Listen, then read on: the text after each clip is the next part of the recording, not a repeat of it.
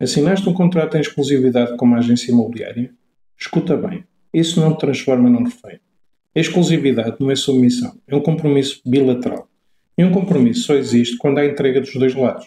E aqui vai a verdade que quase ninguém tem coragem de dizer. Se a agência não cumpre o que prometeu, o contrato perdeu legitimidade.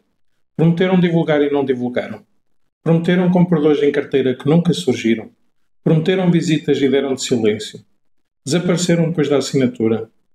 Isso não é mediação, é desrespeito. E a lei é clara. O mediador tem a obrigação de atuar com diligência, lealdade e boa-fé.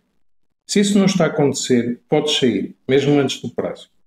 E sim, podes fazê-lo com base, com elegância, com estratégia.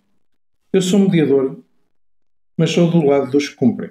Por isso, se precisas de ajuda para recuperar o controle, eu explico-te os teus direitos e ajudo-te a defender o que é teu.